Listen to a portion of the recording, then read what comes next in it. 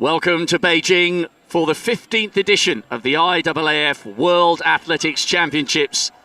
What a superb 9 days we have in prospect, and it all kick-starts right now in the beautiful early morning sunshine with a men's marathon.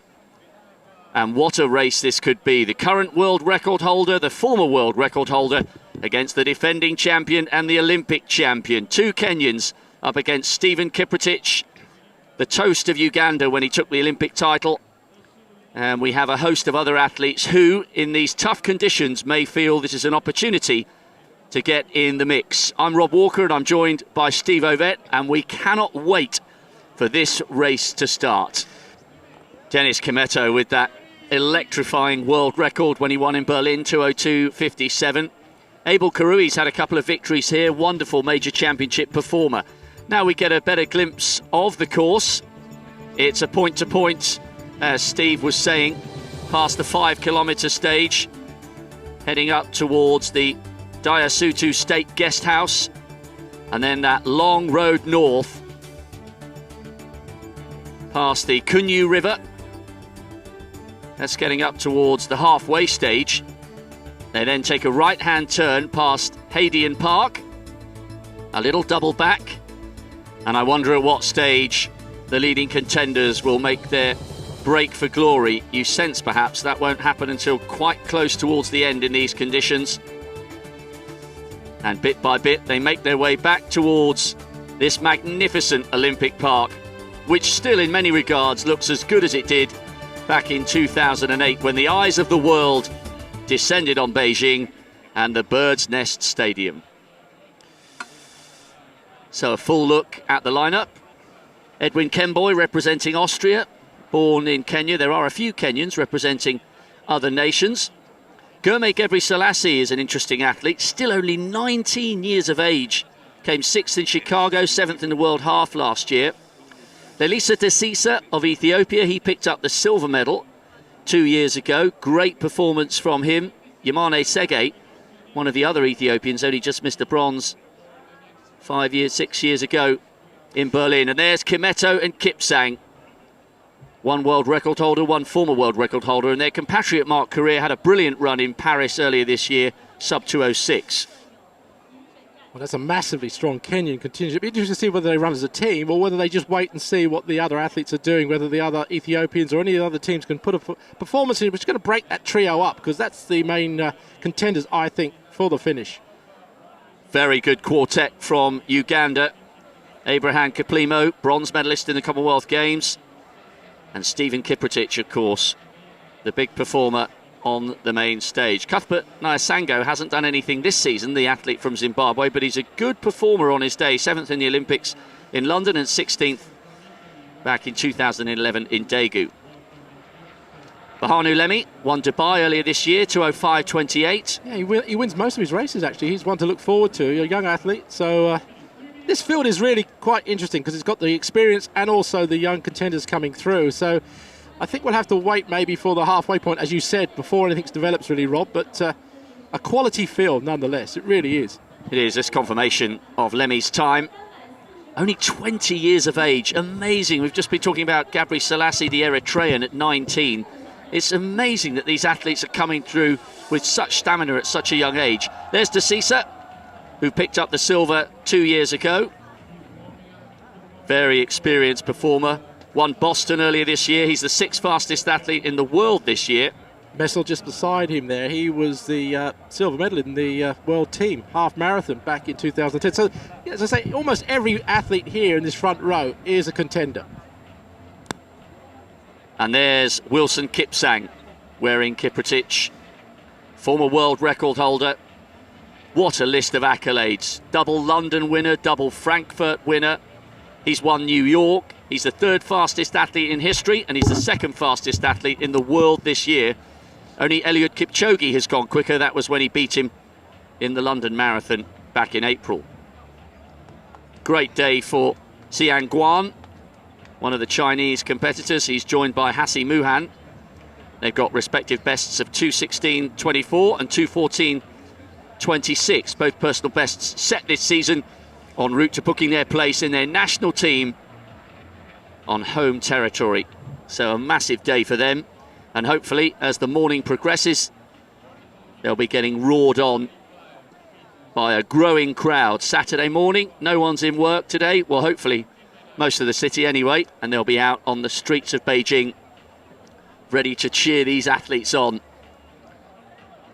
What a race in prospect. We have 9 scintillating days for you here in Beijing, and it all starts right here, right now, with a stellar men's marathon.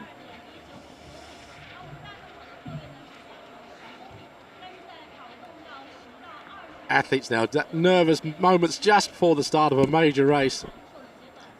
Officials just clearing now away from the start gate. I always wonder why they have to put their feet just behind the line when they've got over 42k to go, but that's the official stance on these things.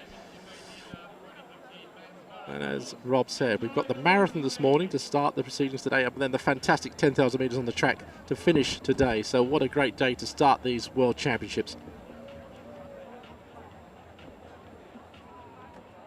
The last few seconds, as Steve said, must be agony. They'll be desperate to get going. We've only been here for 4 days and we've been desperate for the World Championships to start. There's that fantastic rail record. 2 hours, 2:57. I don't think we're going to get anything like that today, but it's going to be a tough race. And at last, the 2015 IAAF World Athletics Championships are underway. Couple of fallers there towards the back of the field. The beginning of a long, tough journey. It's already warm.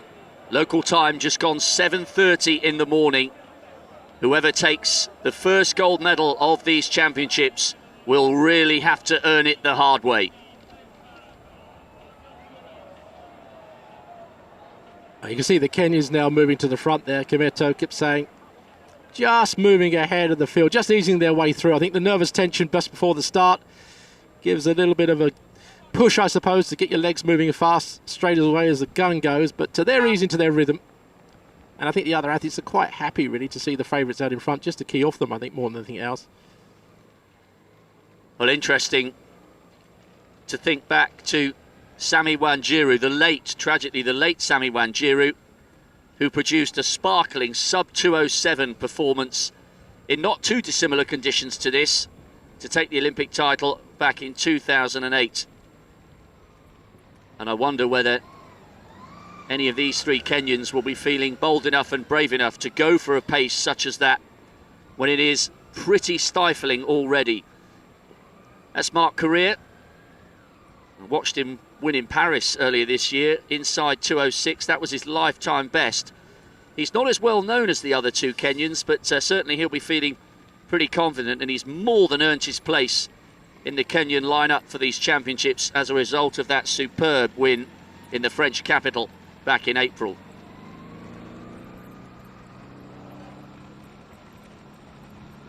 Brazilians just making their presence felt at the front of the field.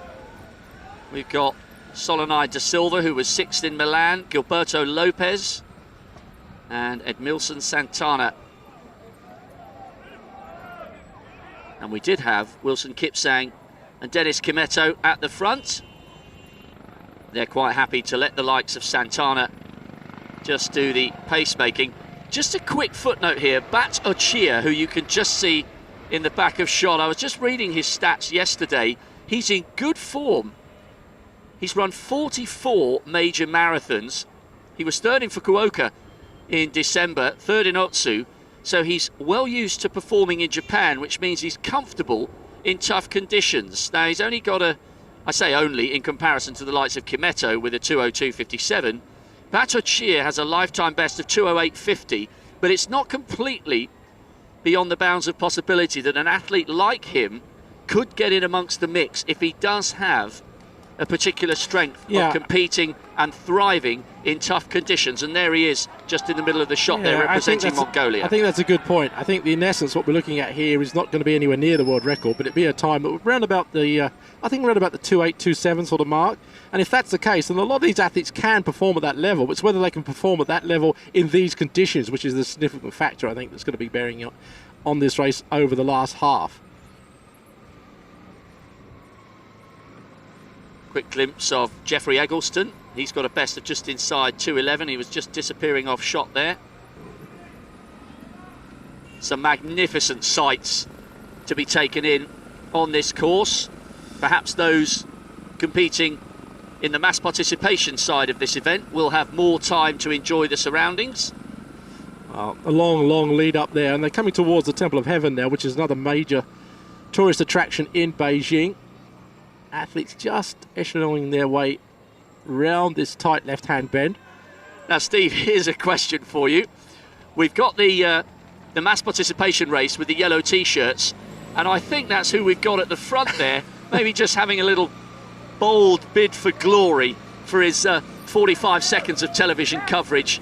And it did look as though the Kenyans were beginning to close him down there, but quite interesting to see one or two of those taking part in the masses. There he is, 3:7.62. We don't have a full biography on him just yet, but we'll try and find something out if he's there at 25 miles. Steve Ovett rather thinks he may have had his moment of glory by the time the Bird's Nest Stadium veers into sight. You never know. If he's there at the finish, we could have a new superstar in our making, but I don't think so. But he's doing a good job, though. He's pacemaking for the first, what is it, maybe a kilometre of the marathon.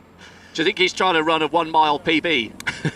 Well, there's the Temple of Heaven, as I said. Magnificent scenery on this course today.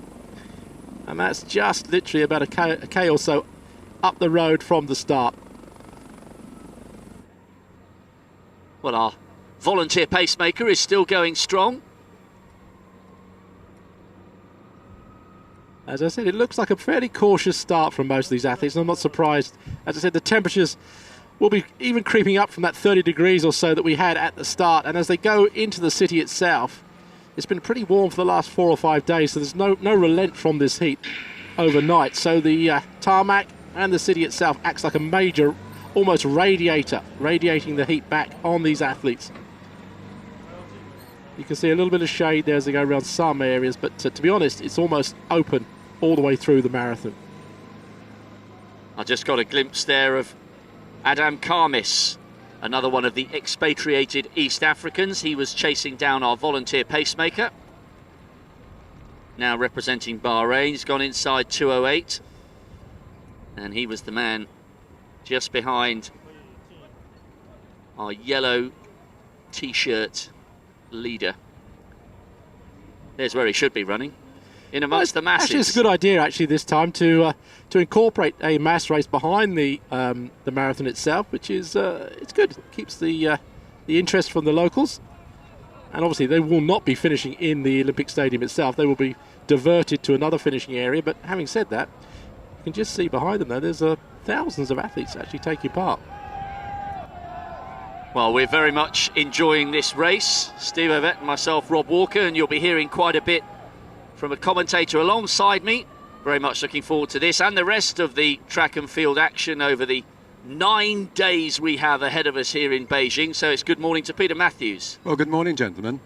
While you're concentrating on the race, just one little comment that I have while trying to look at the stats and so on, and the times that are coming through as well. And there's one non-starter, and the one non-starter is fairly significant because he's a gentleman who's going to be competing for the Southern Sudan, which is one of the new members of the IAF, because they've now got 214 nations rather around the world.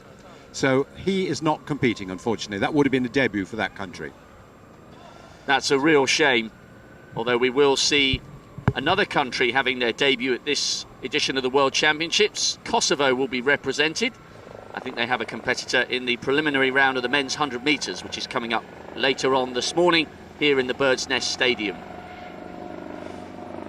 And still, 3:7.62 is piling on the pressure at the front. Steve Ovett shaking his head alongside me, incredulous that the athlete from the mass participation race is still there at the front going strong. Well, maybe this is a good idea. Maybe the organisers have put in one of their top marathon runners in disguise to take the pace for the first half of the race. We never know, really. As I said, we've not much statistics on this guy, but he seems to be looking quite a decent runner. And there was a first glimpse of the defending champion, the reigning Olympic champion, Stephen Kiprotich, the Ugandan. Only Uganda's second Olympic champion after the legendary 400-metre hurdler John Akibui back in 1972. Kiprotich was the toast of the East African nation, and he proved himself a worthy champion with a fantastic victory over De Sisa in the closing stages 2 years ago in Moscow, and he set a lifetime best in Tokyo earlier this year, 2:06.33. So the Ugandan, as we look at Batochir, Kiprotich right up in that top group.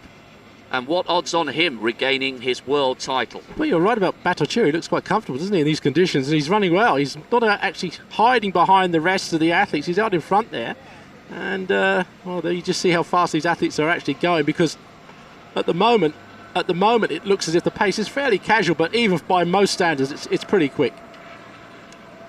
But don't these kind of races really spark interest, Steve? Because it does give athletes, perhaps like Batochir, who aren't necessarily the quickest, it gives them an opportunity to really take a major medal, where in reality, on a 2:05, 2:06, he just can't compete at that level. Well, I think there's two types of athletes, aren't there? There's the championship athlete, and that goes not just in the marathon races, but in the distance races, on the middle distance races on the track. The athletes that like the competition, that like to be able to have the man-to-man situation. Or there's the single race athlete, the athlete that likes the pace taken for them all the way through, as they are in most of the marathon races around the world, Berlin obviously in particular, where the pace is fast all the way, and some athletes can cope with that, others can't. So in this particular situation, obviously we've got a major race here where the pace isn't going to be significant for the first half, so it may suit a lot more athletes than it would do in a major city race, put it that way. Well, major championship marathons have a dynamic all of their own. As Steve was saying, it's not about the times, it's about the gold, silver and bronze. Well, you can see nothing has really happened to the athletes so far. They spread across the road. It's a massive road, isn't it, here, as they lead up almost to, I suppose, around about the 3 or 4K mark. Looking very relaxed are the Kenyans there in the red to the left of the picture. They look like they're virtually jogging. Meucci and Pertil, two Italians. Meucci has a PB of 2:11.08. Pertil has gone under 2:10 on one occasion, 2:09.53, and it shows you what the pace here, because the two Italians are at the front and the Kenyans are all at a dawdle at this current pace, but there's a long way to go, and it's going to get much, much hotter before we get towards the business end of this race. Well, Pertil, as you said, he's about a 2:14 man. He was 15th at the Olympics, so that's the sort of time that these guys like to run at, and that's the sort of reason why most of these athletes are together at the moment. Beautiful roads to run on, flat as a pancake here. Surrounded by mountains, Beijing, really, but the actual course itself, I don't think raises more than 10 or 15 metres or so throughout the whole of the 42K. Well, I've got a feeling this guy, as you said, has actually been put in by the organisers, because he looks like a reasonable runner. The fun runner, as it was, in the yellow. And I think he's going to do his best as he can to take these athletes through as far as he can.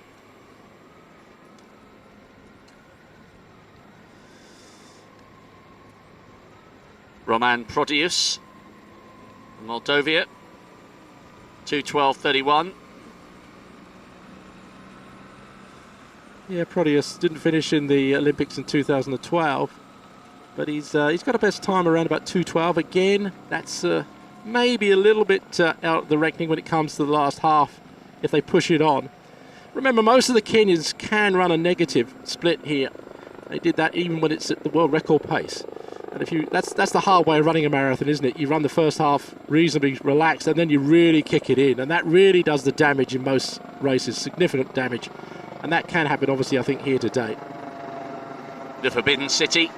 Anyone who's ever had the privilege of visiting China and taken a tour here, it really is a wonder to behold, and it looks magnificent in the early morning sunshine here.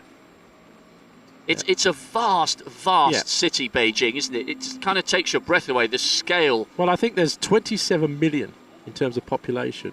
That's Beijing. almost half the population of Great Britain in one city. Yeah, well, I think it's almost 1.5 times the population of Australia in one city. So that just goes to show you the size and scale of what we're dealing with here. Sergei just moving ahead there, Ethiopian, moving to that almost in echelon behind this pacemaker at the moment. I think he's slowing down a little bit. They won't, I don't think, tolerate this too much. They'll start moving around it, but they're quite comfortable. It's nice to have someone just taking the lead. Shows you the pace. Very, very comfortable. Hardly any of these athletes have become detached at these early stages. I think everyone respecting the context and the conditions. And this is what awaits you if you do come and take a tour of the Forbidden City. Absolutely spectacular. Been there, and it's the sort of thing that anybody that comes to Beijing has got to go and see. It's just the size of it, I think, that is awe-inspiring. It really is.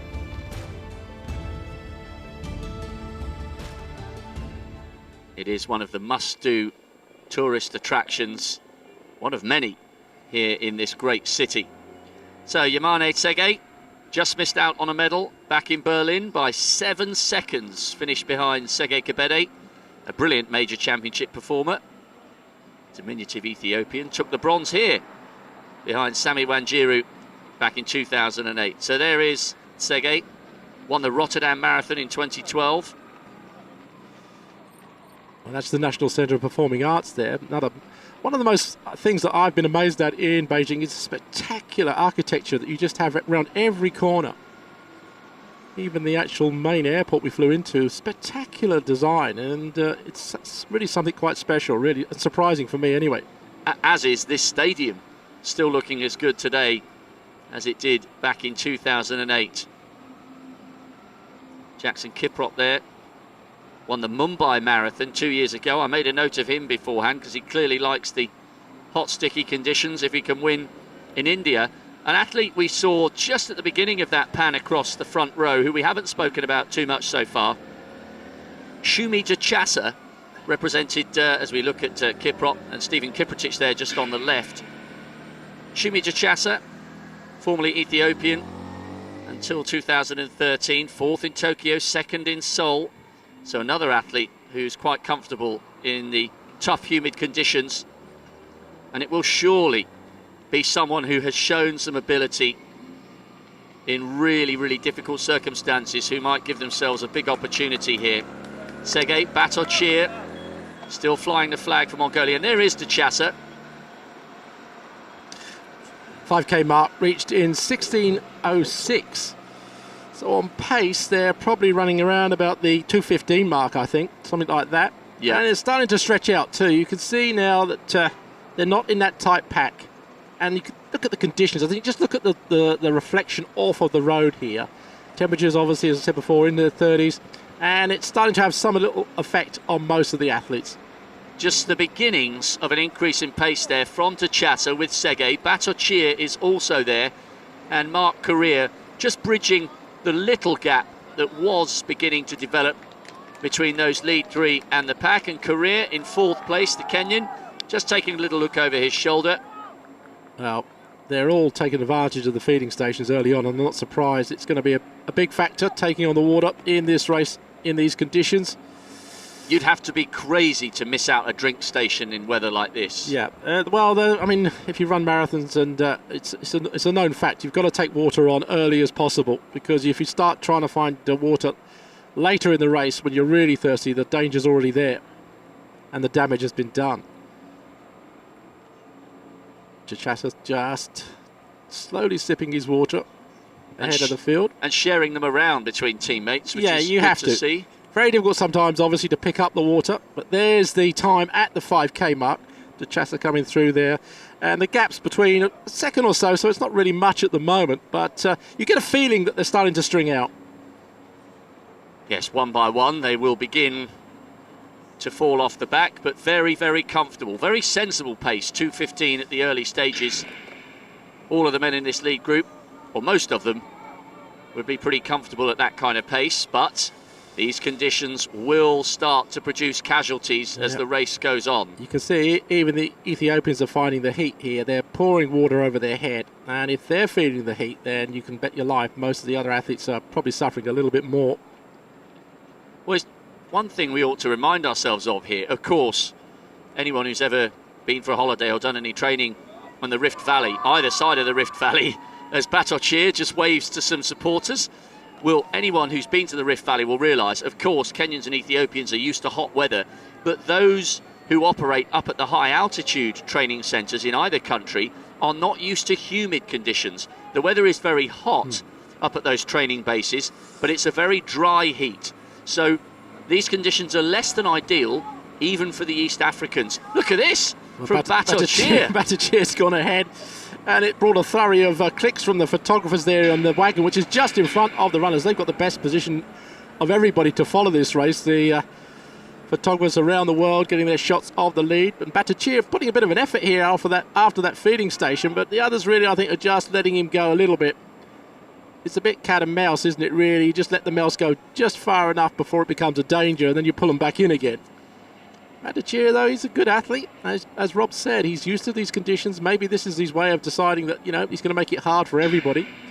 Whether they let him go, whether he goes hard is another thing, though, isn't it? Well, he's clearly feeling confident and feeling up for it. He's a prolific racer. I think I said earlier, he's run 44 major marathons, which is a huge number to try and contest at a very high level. But 2:08.50, third in Fukuoka in December, third in Otsu. So he's performed well in Japan. Yeah, they've got to be careful. I mean, it's early days, 20 minutes into a marathon, but he's a comfortable little run-up, and he knows what he's doing. So they'll be watching carefully, won't they?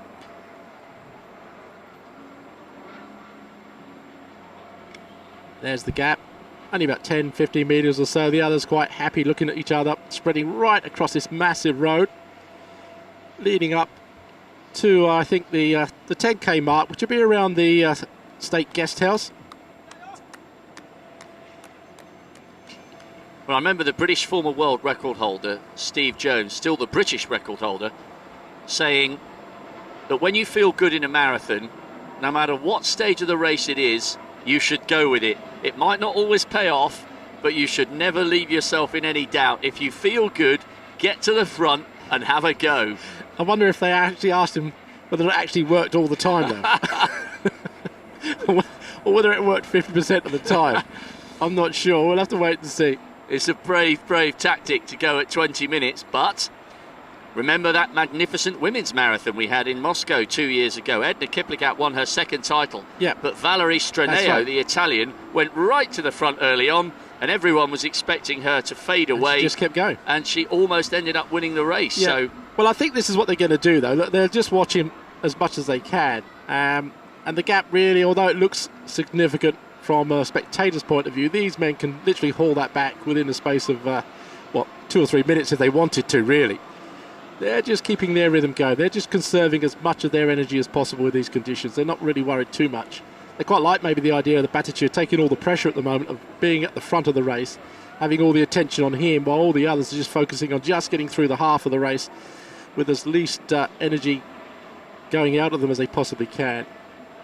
But it's just interesting, not necessarily for the gap he's got, but for the mentality he must have coming into this race, to put himself 15 or 20 metres clear of the current world record holder, the defending world champion, one of the greats, Wilson Kipsang. He's not bothered about reputation, taking a little look over his shoulder, and yes, at the moment, he still does have that 20-metre lead. Well, there is a theory, and I'm not sure it's been mooted very often, but the case is that he's running at his naturally best optimum rhythm. If he was to slow down and run with a group, then his efficiency drops.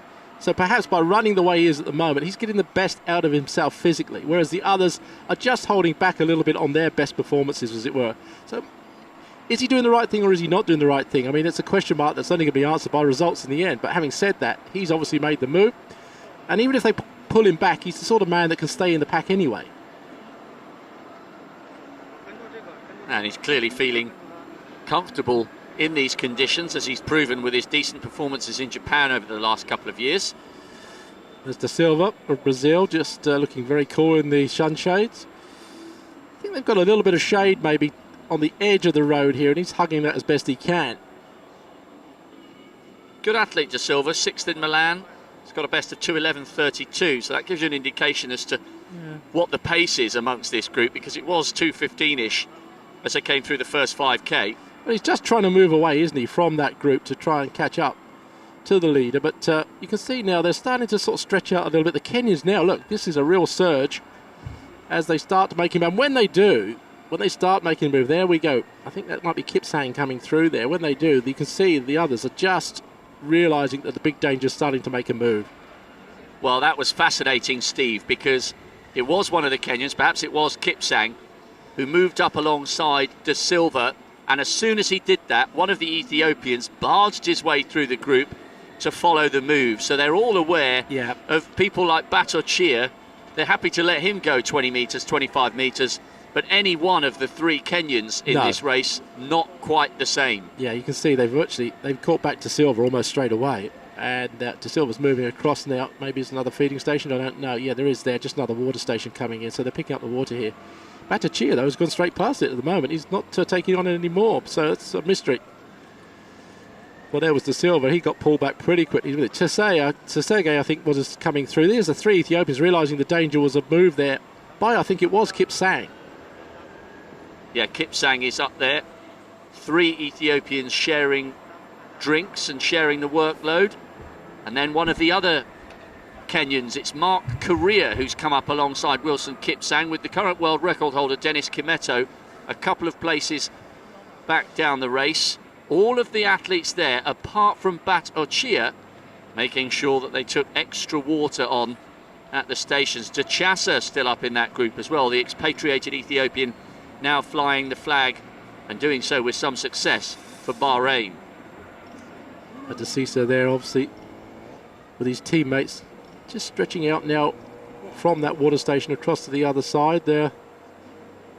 Really, I suppose, yeah, that's one of the misters that they're going to run through there to get a bit of relief from this intense heat at the moment. Some of them took advantage of it, some didn't. They're checking their times, just seeing what sort of pace they're running at. We'll be coming up to the 10K, maybe in another 5 or so minutes as they run through the central sort of business area of the city.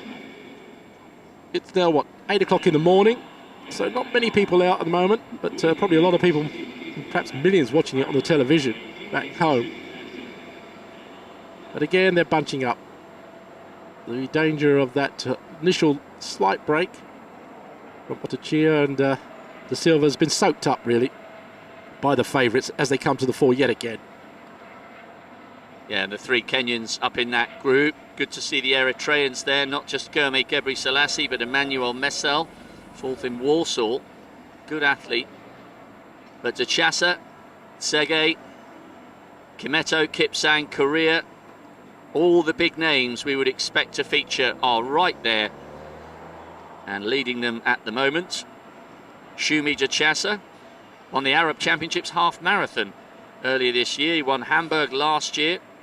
He's got a national record for his adopted country, 206.43, 207.20 this season. He's good in humidity. He's got great pedigree. And is this an opportunity for Shumi Dachasa to get Bahrain on the podium and show his former compatriots just what he's got? But you're quite right, Steve. It's bunching again. And after that little stretch of the legs from the Mongolian and the Brazilian, they are right back together as a sizable group once more.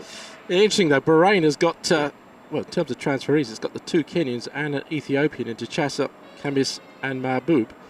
So Bahrain really has been represented by a very strong team here. And Dachasa, as you said, could run really well. I mean, he's fourth in Tokyo this year, which is the similar conditions today. And he's moved to the front, so obviously he's feeling quite comfortable. Even though it's early stages, obviously we're not really at the 10K mark yet, so 32K or plus to go.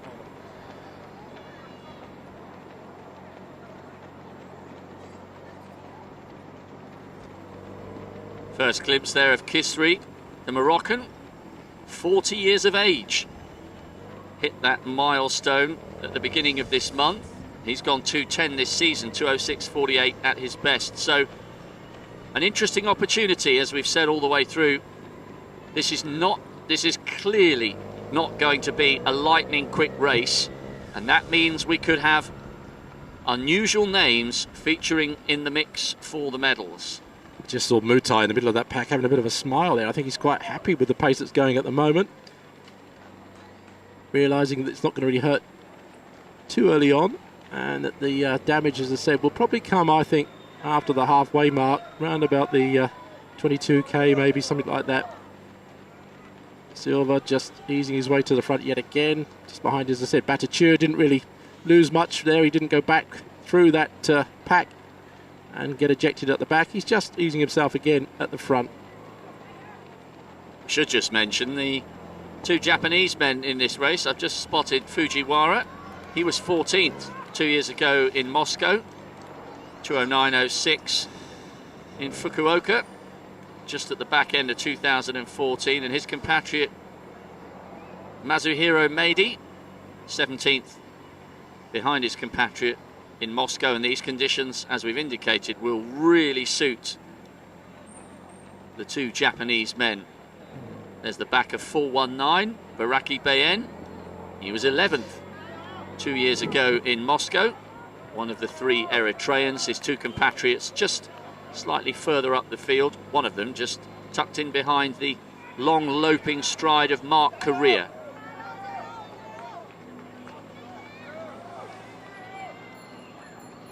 There is Fujiwara. But still to Chassa, pushing on the pace. Quite a strong looking athlete. He's built more like an 8 or 1500 metre runner. He's a big boy, yeah, that's right. I mean, it's not against him really, because I mean his body mass is a significant factor running that 42k, but he looks very comfortable. And anybody that comes from Ethiopia, you've got to expect, knows what they're doing when it comes to distance running. So he's obviously just easing himself at the front there, making sure that Bahrain gets a look on the television.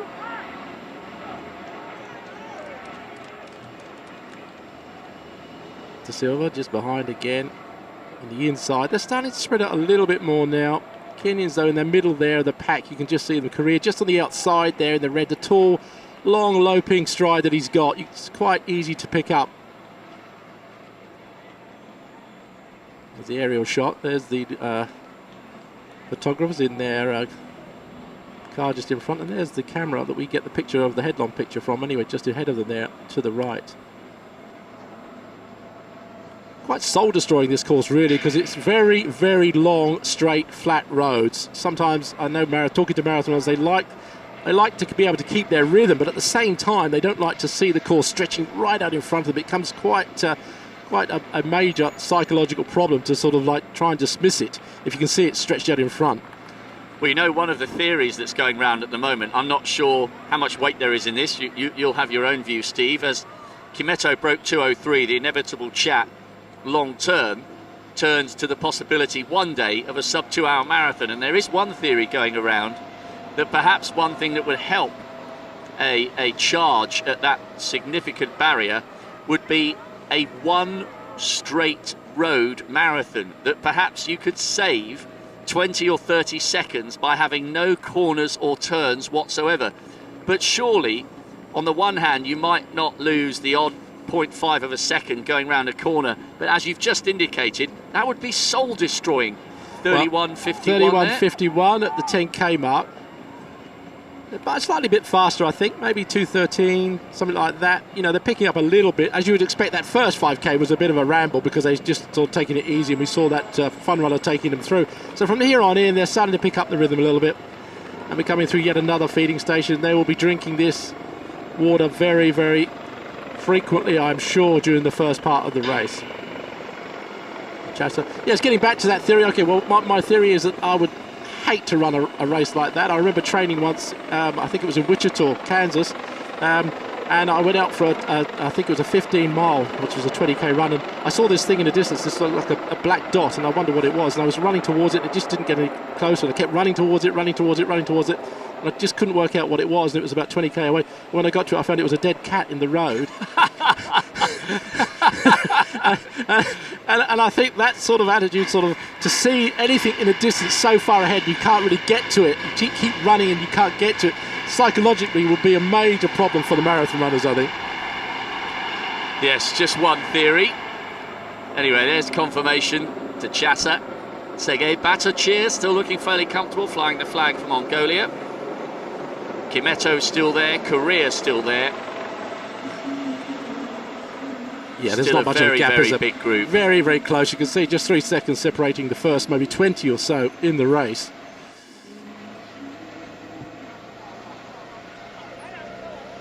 Bit of shade now, I think, from the intense heat by the trees. The Temple of Heaven. Another tremendous piece of architecture and culture and history.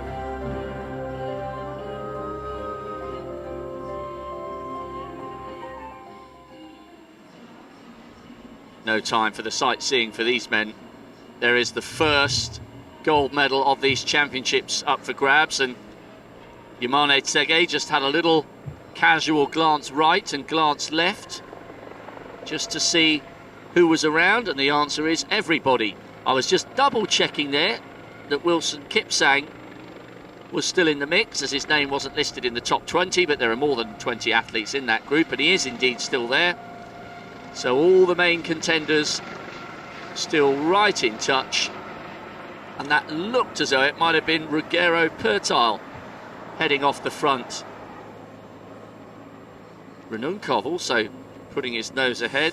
European bronze medalist last year, 2:09.54. Yeah, you're right, Rob. Frankfurt. It is Pertile just moving to the front, and his teammate just closing in behind him. There's Marucci just obviously making a move. This is strange. I don't think the Italians would do this sort of thing. I don't think they've been very comfortable just waiting in the group there before they made a move at this stage. Anyway, but obviously, taking your theory that you should make a move when you feel pretty good, they're doing exactly that. Well, not mine, it's Steve Jones's, but I just thought it was interesting, that's all. But somewhere Stefano Baldini will be watching. Brilliant major championship performer. A couple of bronze medals in the world, and then that incredible gold to match the achievements of his compatriot Gelindo Bourdin. And Baldini won in the original Olympic Stadium in 2004. And Miucci now is just taking up the lead, I think, from his teammate there. Plenty of green spaces in Beijing, which is not necessarily what you'd expect when you land. Very proud of their parks and all of their history and architecture. Just a little bit on the numbers. They went through the first 5 kilometres in 16:06, and then the second 10k was reached in 21, or the 10k was reached in 31:51, 15:45, 37 men within 5 seconds. The only notable name, I think, who's off that a little bit is Ryunkov of Russia, who's 20 seconds down. Thank you, Peter. Well, Pertile, the Italian, and his teammate there, Miucci, decided to push it on a little bit. They're spread out just behind, though. I'm just looking at it. If you look behind, none of the athletes are really suffering too much. You can usually tell the strain by looking at their faces sometimes, but they're looking pretty comfortable just behind.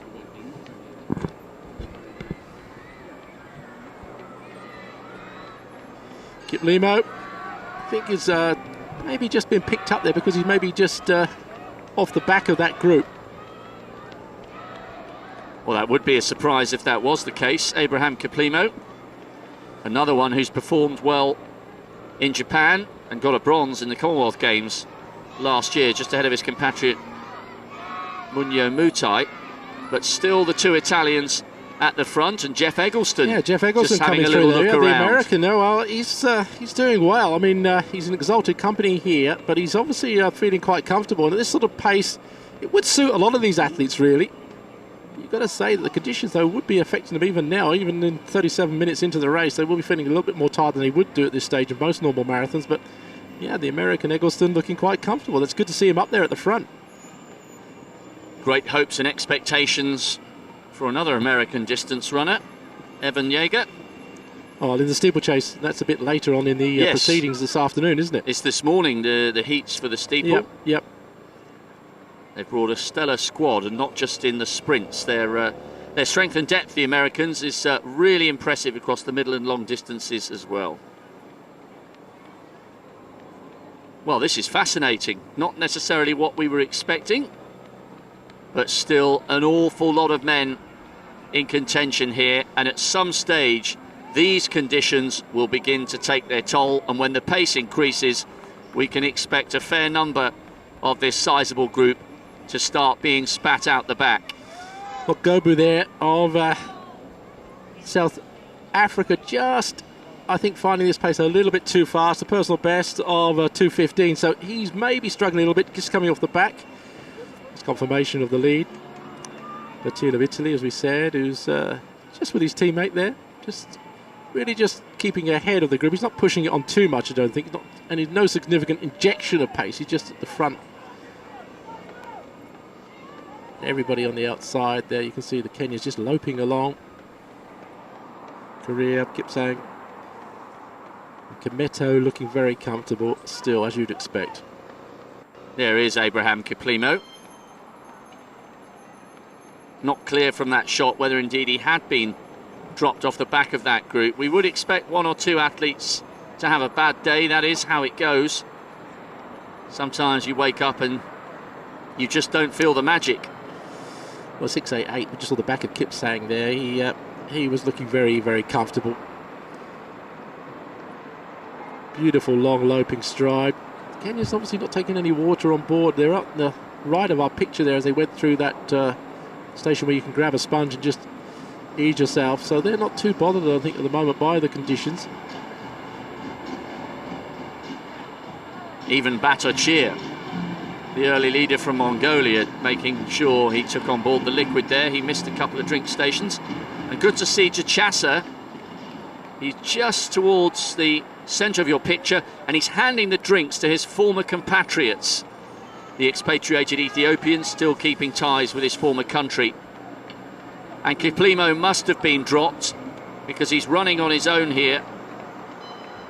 And if indeed he is off the back of this group, this could be a very, very long day for the Ugandan Commonwealth bronze medalist. I think he is. I think we're just seeing this is the lead group, and he's not obviously in front of that, so he's obviously dropping off the pack. I think you just see him there at the back there. Obviously the cameras and the producers really doing a good job of picking up on the fact that he is moving out the back of this field. Another athlete, just to quickly mention, is Abdelhadi El Hashimi, the Belgian, second in Dusseldorf. Got a PB of 2:11.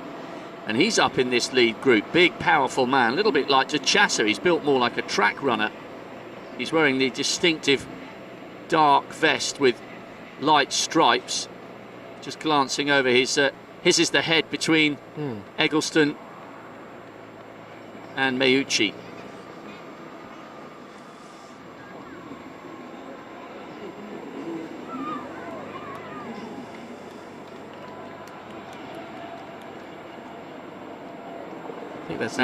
Is that Lemmy there? I think it is in the picture, yep. Yes, just going past the Lisa De Cisa, and there is De Cisa, silver medalist 2 years ago, making sure he goes under the spray shower, doing everything they can to cool off in these ever hotter conditions. It's now 8:15 on Saturday morning here local time, and it is already very, very warm indeed. Incredible heat at the moment. It's got to be creeping up to the mid-30s.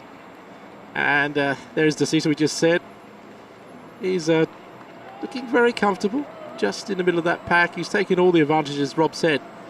Going through the showers, grabbing the water. That's the group which, again, is coming off the back of that lead group, I think. That's the European bronze medalist, Alexei Ryunkov. 9th in London this year, just outside 2:10. One of the factors that we'll obviously have to look for in this race is when it comes to the sort of the last 5K or so, a lot of athletes will come through very fast because they'll be saving themselves, whereas the ones that have gone off hard will be dying. And we've seen in so many of these World Championships, Rob, the way that it changes in the last 2 or 3K, where athletes are coming on so desperately to get into the medals and the others are dying and hanging on. Yes, a lot could change in the last couple of kilometres, as you said, Steve, even more so in these conditions than would normally be the case in a marathon. 6:84 is Dennis Kimeto, the current world record holder. There he is on the outside there, looking very, very comfortable. That long, loping stride, almost like a jog, really, for him at the moment. Seems as though the East Africans are quite happy for the likes of Pertil and Meucci and Batochir and Eggleston just to set the pace sitting back in the pack, watching and waiting in the knowledge that there's still an awfully long way to go. Well, they've got to think about this. It's not like a normal city race where you have to go with a pacemaker. You have to, and it's a war of attrition there. You know, literally keep going, and slowly, one by one, the men drop off the pace. Here it's not the same. Here you've got to weigh up a lot of qualities. You've got to weigh up how you feel, how the others feel, the conditions, whether or not it's the right tactical move to make a move at any stage of the race. So it's a difficult thing, and I think a lot of these athletes probably negate doing that. They wait and wait and wait as long as possible before someone else makes the move, and then they react.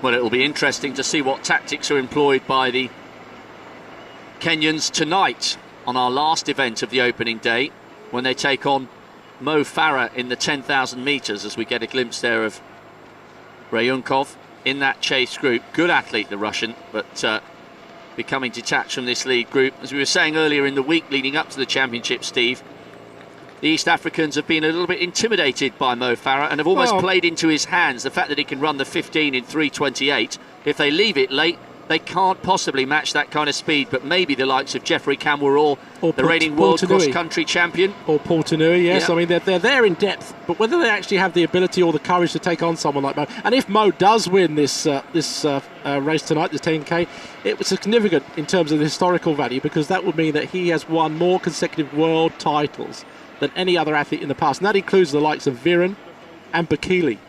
So a great race to look forward to tonight in the 10K. It certainly is.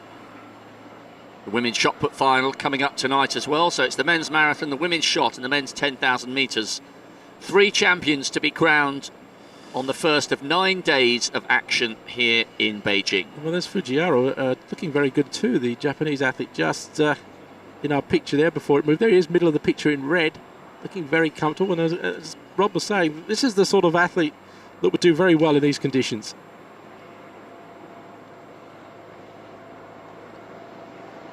Burrell, one of the Americans, just off the back, 2:13.26, his lifetime best. I think Burrell's doing as best he can, really, in these conditions. 5th, 26th in the 15K at the US trials there. And looking back at his previous race, he was 6th in the Manitou Springs 10 miles. So this sort of race is pretty tough for him, but he's representing his country. I'm sure he's giving his best. But even so, just 46 or 47 minutes into the race, it's pretty tough. Well, so we've had a couple of casualties so far. Abraham Kaplimo dropping off the pace, so too the Russian Rayunkov, the European bronze medalist last year. Marius Ionescu, he's been around for such a long time. Great ambassador for Romanian distance running.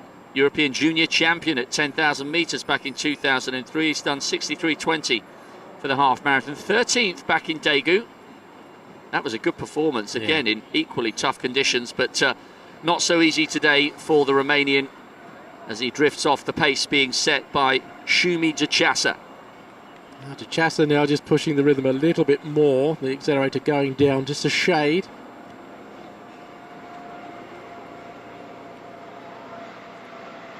One of the Spaniards, Carlos Castello, just drifting off the back there. He's a 2:10 man, so one by one the casualties are beginning to mount up. Well, you'd expect that, really. You can't expect everybody to stay together forever, especially in this sort of race with the quality of field that we've got here. Jachasa, though, I think has just pushed it a little bit. You can see now they're starting to go Indian file, and that means that there's a little bit of pressure coming on now.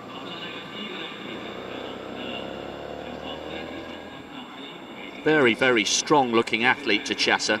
Not too dissimilar, slightly bigger 47, than Kenenisa Bekele. 47.48 at the 15K. That's a 57, almost a 16-minute 5K there. So the pace is about the same. Not really drifting too much either way. I don't think it has to be honest. I think just keep this consistent. That's all they need to do, really. The damage will be done by the conditions more than anything else. Yes, and then if there are still a group together towards the end, they can start having a carve up in the last 5 or 6 kilometres. So Chasa leading. Tsege in second place. And Batochir still up there, along with Fujiwara, I think Fujiwara. that is. Yeah, I think so. Just in the red there, just moving ahead. So no real sort of concern about this at the moment from the big favourites in that group, just behind, about 15, 20 metres behind there, as they come to another feeding station. Maybe that was what he was going to do. Chasa decided to move ahead so he can get a good run at the feeding stations without having any problems with trying to grab a bottle of water.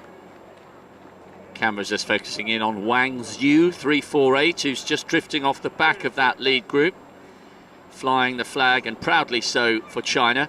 One other athlete, just to mention, from the People's Republic of Korea, Chol Pak. He's only a 2:12 man, but 2:12 is good enough for the pace they're running at the moment. He's in 5th place there.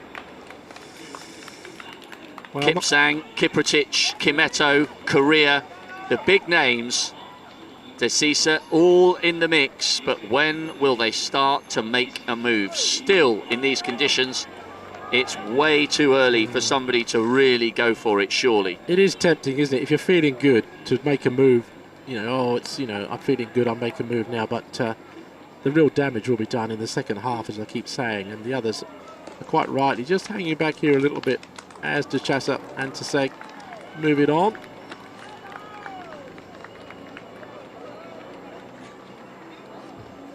Desisa has just closed the gap on the lead too.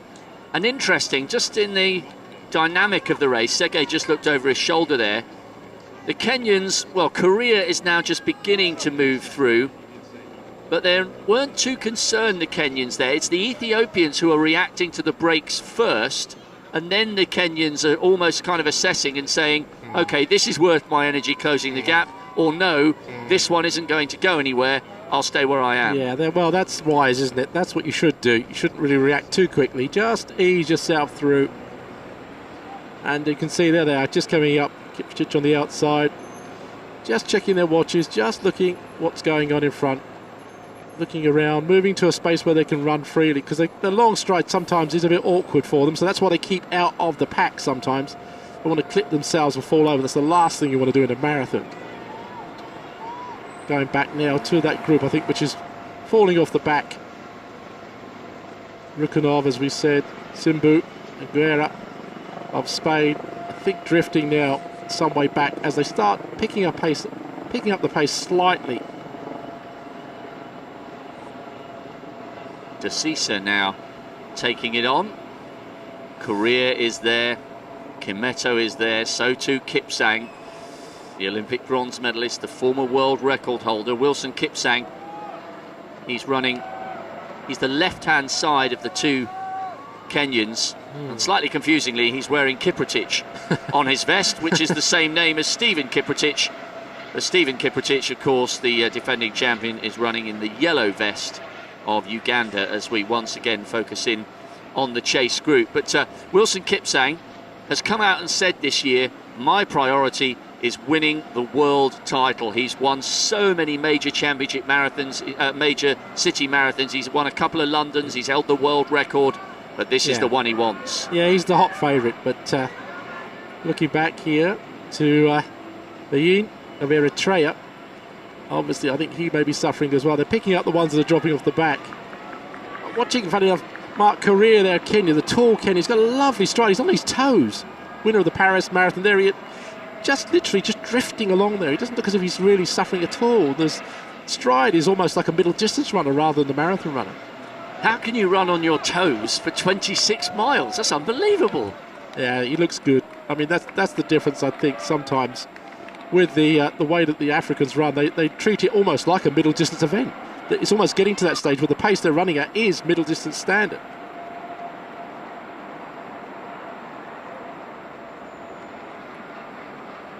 So the group's splitting up now slightly. 3 Kenyans are there, 3 Ethiopians are there. So the big favourites grouping now at the front.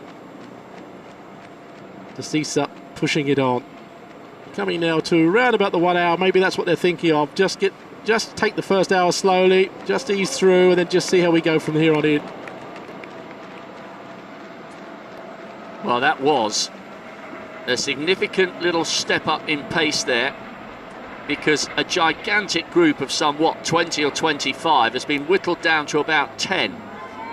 Kipsang is there, so too Korea and Kimeto, all the Ethiopians, all the Kenyans. I'm just watching out to see if Stephen Kiprotich is still there, the defending champion. I just spotted Munyo Mutai towards the back of that group, and that might be Kiprotich trying to close the gap just at the back of the group, the defending champion.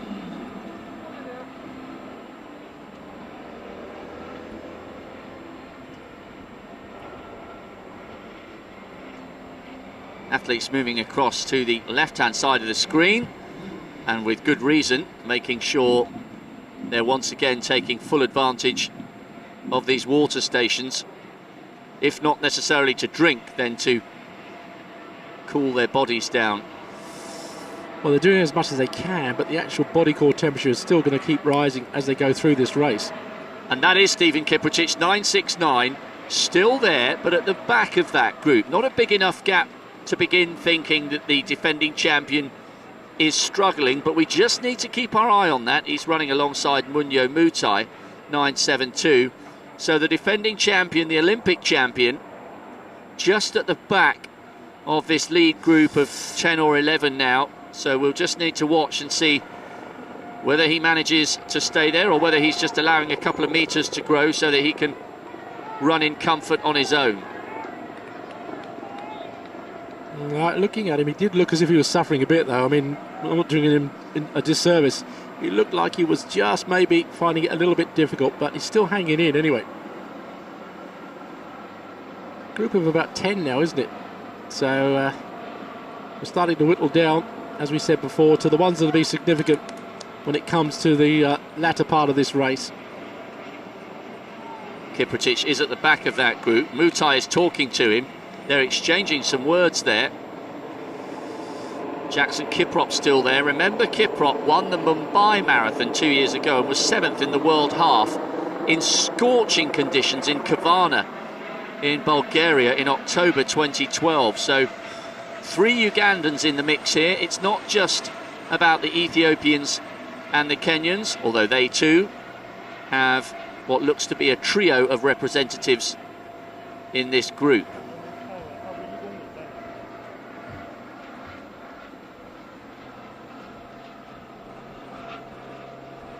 But Deceasa's doing a good job, but he looks as if he's working hard here. I don't know whether it's for his teammate Tsege to take him on a little bit here. Maybe it's a team effort from him. We'll wait and see.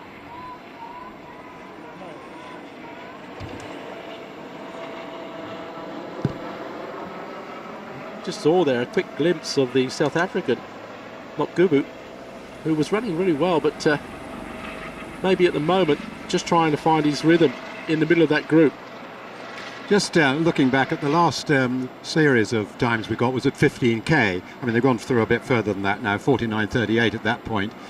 Most of the top runners, of course, were well within touch at that time. But there was, just looking back on the whole way down the field, there were 4.5 minutes adrift of the leaders now, the men who were in 62nd, 63rd, and there were in fact 4 men even behind them. Little bit.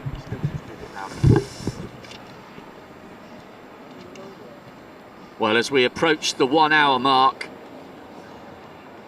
this is where the race proper will start to unfold. Rashid Kisri, he's been dropped by this little upsurge in pace. Well, he's 40 years of age, struggling a little bit there, Kisri.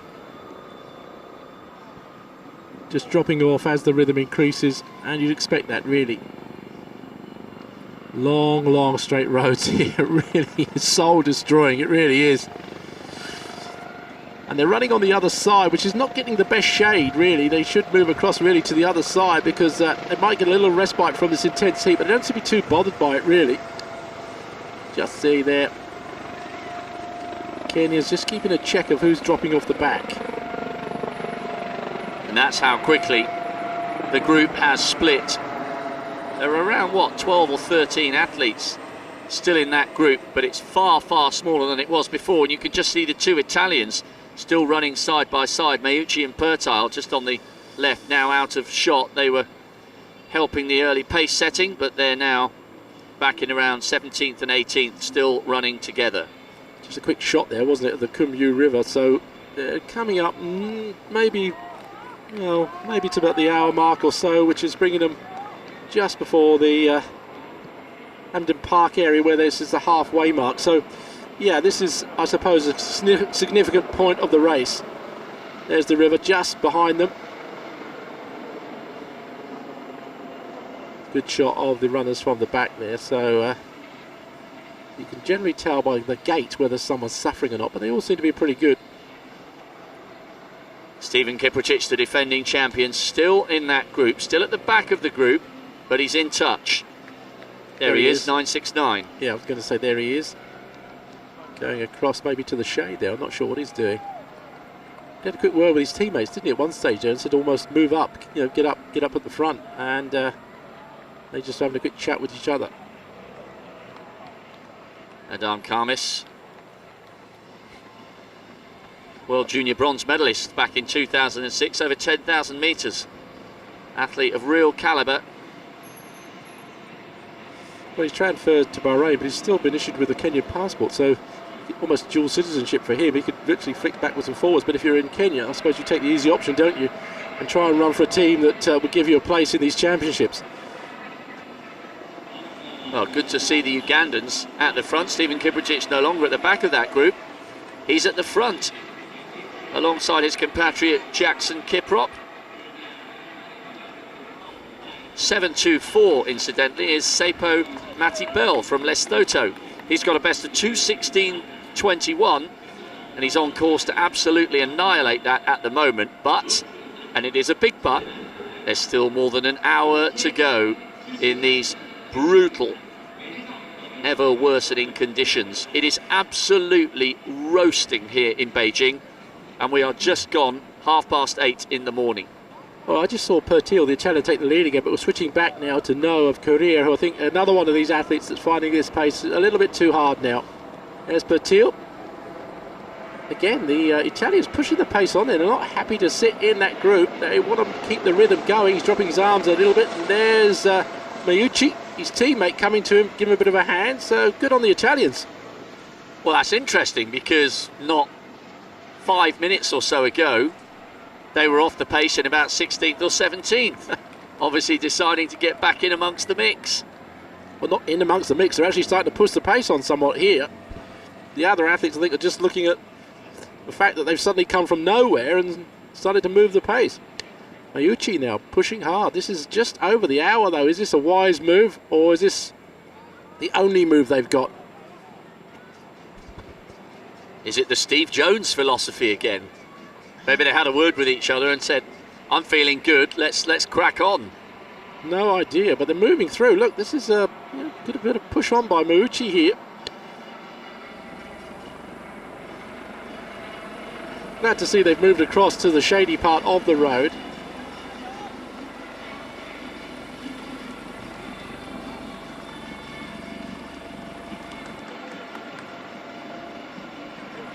The second of the Japanese athletes there, Kazuhiro Maeda, who was 4th in Otsi back in March, 17th in the marathon in Moscow, and incidentally 17th in the 10,000 metres, a brutal 10,000 metres in Osaka on home soil back in 2007.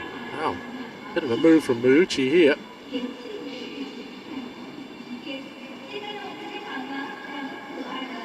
Whether this is a significant move, or he just feels that he's feeling good, as Rob said, and just wants to make the best of it, I don't know. But the other athletes, I think, weighed him up as he went past and thought, well, no big danger, but he's got to be careful. Well, he's the European champion.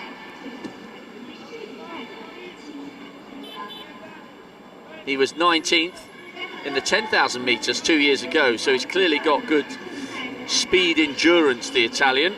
Well, interesting development.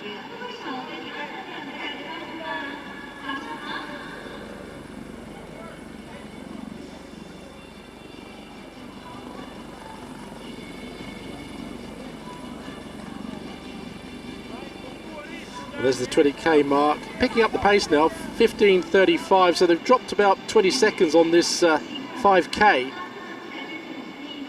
But again, it will bring us into what sort of time, I think, Rob? Around about the 2:13, I think, something like that? Yeah, it's still pretty steady, to be honest, but that injection of pace over the last 5k explains why so many of that group have been dropped. But this is a very, very confident piece of front running from the European champion.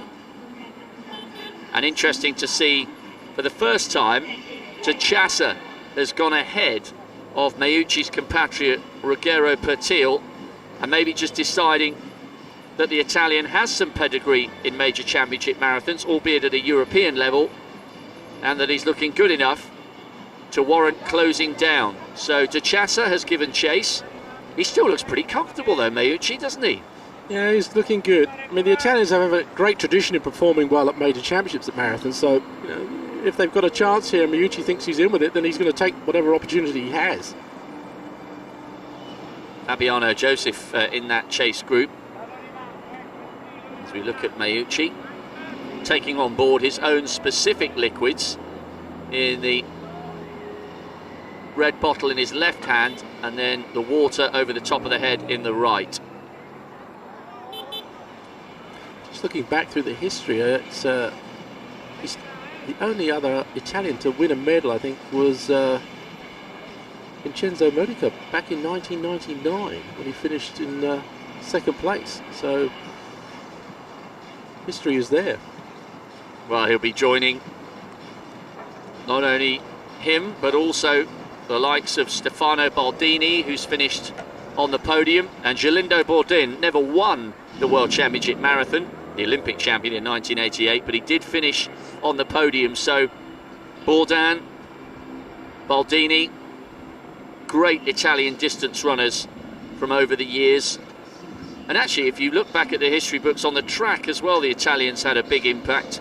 Alberto Cova winning that 5-way sprint for the line in Helsinki in 1983. I think it was 5 athletes in 28:01. His winning margin was something like 0.1 of a second. So the Italians have got a great history when it comes to the World Championships. Keeping up with the splits, we've been through 20k, of course, now. 63 minutes 23, so that's a little short of halfway. And we've had to have a very level pace indeed. 15:45 the last 5k, after 15:47, 15:45 and the 16:06 opener. And at that stage, there were 22 men within 10 seconds, but then the gap's really opening up. Well, I think that Peter's right. There's not been much change in the pace, but the actual effort needed to keep that pace going has been significant, I think. And once again, the two Italians finding themselves at the front. Munyo Mutai is there in that lead group, just glancing over. He's running on the left-hand side, glancing left, glancing right. And Stephen Kiprotich, the defending champion, still looking fairly comfortable in that group. And look at the three Kenyans on the right of picture, now centre frame, all of them looking at their watches, all of them looking comfortable, and none of them getting too involved in what's going on at the front. Quite happy to sit there at the back of that group, ready and waiting to pounce.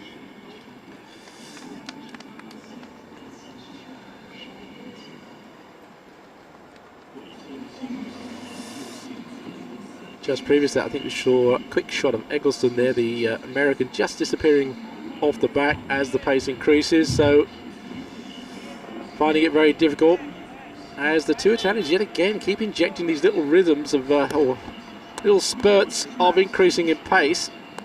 Pertil now doing his job.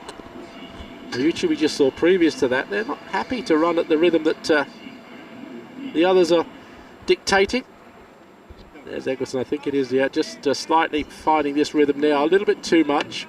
He's still running well.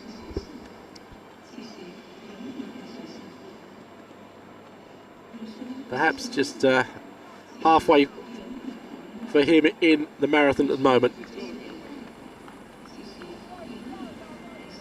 Well, now we get into the race proper, and this is where it starts to get very interesting indeed. Well, it's all go out there though on the heat and the intolerable conditions that we've got here for the men in the marathon. We haven't mentioned this man before, have we? Abraham here of Switzerland, the ex-Eritrean, now looking very comfortable. He's suddenly come through there and just making his move, I suppose. He's looking very comfortable. Some of them you haven't seen much up until now. Interesting you pointed him out. He ran well in Seoul recently in very humid conditions. He's won the Zurich Marathon a couple of times in his adopted country. 9th in the Europeans last year, but a pretty good half marathon PB, 60:42. So Tadesse Abraham, the expatriated Ethiopian, cannot be ruled out, but still Pertil determined to set the pace and the rhythm here at the front. Around about an hour of running, just over still to go, even if there's a little bit of an injection of pace. But how significant, Steve, none of the three Kenyans have been interested in this pace at all. The world record holder, the Olympic bronze medalist, the winner of this year's Paris Marathon, all three right there, but not interested in poking their noses out in front. Perhaps they sense the real hard graft is still to come. Yeah, you can see, I mean, look at Eggleston, he's suffering now. And these are class athletes. But Teal still working hard in front at this stage of the race. This is a good, good effort from him. He's pushing everything he's got into the World Championships, and it's a good move, trying to run as hard as you possibly can. You don't have any regrets after a race if you do that. And that's exactly what he's doing. As you said, the three Kenyans keep checking their watches, I think, Rob. They're checking their watches, watching the distance, watching their time. They're just biding their time at the moment, quite happy, watching everybody make a move, come back, make a move, come back. Not toying with the field as such, but quite content, I think, to do what they have to do with as little effort as possible. Yes, still a long way to go. And I wonder if Stefano Baldini is watching this race. Bronze medalist in Edmonton and in Paris. Bourdin got a bronze for Italy in 1987 behind Douglas Wakehuri. They ended up first and second in Seoul rather, in 1988 in the Olympics. Pertil looking over his shoulder, and almost all of the big names are still in touch in that group. But they're quite content to let him go as we look at Eccleston grinding through the gears here. Yeah, this is tough, isn't it, when you get to this stage like that? You know you're out of the contention. It's getting hard, and you've still got half the marathon to go.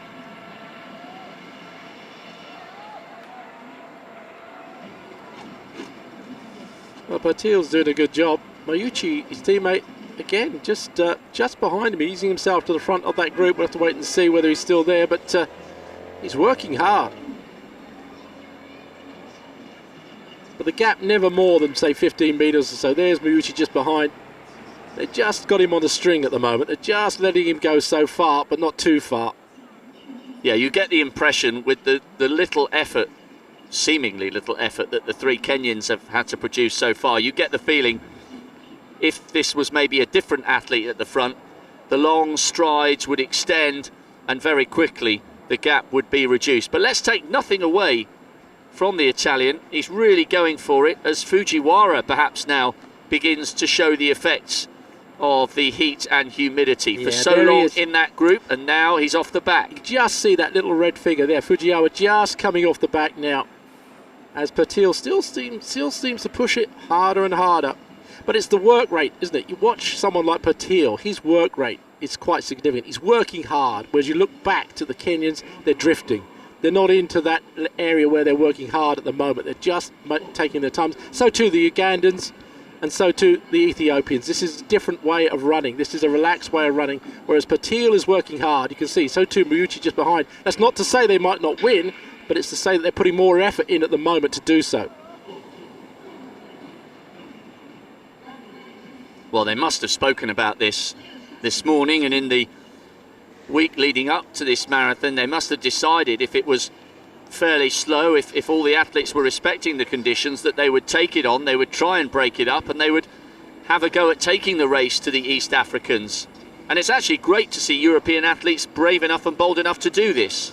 Yeah, I think this is very courageous, no question about that. Both these two men are trying hard here, and they know the opposition. They know what standard is behind them. You know, it's not as if they're trying to break away from a normal field. This is a world-class field they're trying to break. So give them credit. They're doing the best they can, and to a certain extent, they're doing the job. Dropping his arms down. I think he's feeling tired. Maybe the idea is to try and get a big enough gap that it almost falls the rest of the field, and they sneak the win, as it were. But I'm not sure that that's capable, really, with the colour behind it, really. To wait and see.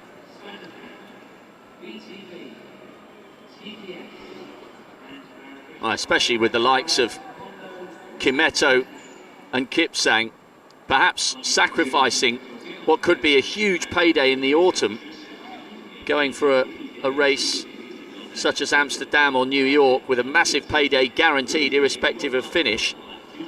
Not opting for that, the two Kenyans. They're opting for glory. Well, Patil just looked over his right shoulder there, and there was his teammate, Mayuchi.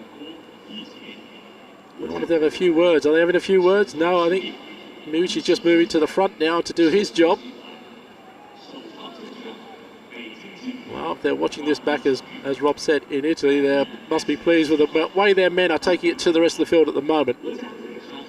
And actually, as they do look round, they have actually opened up a little bit of an increase in that gap. 7 seconds, eminently bridgeable, of course, as far as the rest of the world-class field are concerned. But this is superb to see from the Italians, really going for it here in the most brutal and testing of conditions. And look at the calibre of athletes in this chase group. Totally intimidated the two Europeans, but can they keep it going? That is the huge, huge question. Well, the good thing about the course is you can actually see them. I mean, there's no bends where they can disappear and you don't know how far they're going, which is a disadvantage for the Italians because, you know, if you do that, every time you go round a curve, you maybe sneak another 3 or 4 metres or so, and then, you know, look up. Before you know it, there's a gap maybe of 200 metres rather than 50. Does that work from an athlete's perspective? If you know, I know it's a little bit of a trodden cliche, but if you go round a corner, if you're the chase athlete or you're in a chase group, if you do get round the corner and you think, hang on a minute, this has increased, does it chip away at that belief? I think it must do. If anybody starts moving away, and we see now Mayuchi starting to do the same thing, if he starts moving away and it starts going away, and you've got nothing in the tank, then you start thinking, well, this is a major problem here. But it's not going to be the case, I don't think, with the chasing group here. I think they just know that they're going to wait until a certain point in the race before they start really piling on the pressure. And these two at the moment are trying to do quite the opposite. They're trying to get away before that actually happens. So it's a game of chess really here, really, a mental chess game between these two. These two, the Italians, have obviously decided before the race they're going to try and make their break before any significant move comes from the Africans in the last part of the race. And by doing so, hopefully get a big enough gap that the chase won't catch them. Well, it's a brutal way to try and win a marathon or win a medal, but all credit to them. But we do have to remember that on the pace that these guys are running at the moment, there is still the best part of 55 or 54 minutes of running to go. Yeah. But that's the great thing about championship races, isn't it? It's not just a city marathon where they go out with pacemakers, and that right from the word go, you know almost who's going to be 1, 2 and 3 because it's the favourites that actually chase the pacemaker. Here you've got all sorts of things going on here. The Italians throwing things down, the Africans vying for each other, deciding, you know, looking at each other, whether the Kenyans are going to make a move, whether the Ethiopians are going to make a move, whether the Ugandans are going to make a move, and they're watching each other, and sometimes by watching each other you miss out on the rabbit in front, and that's what the Italians, I think, are gambling on.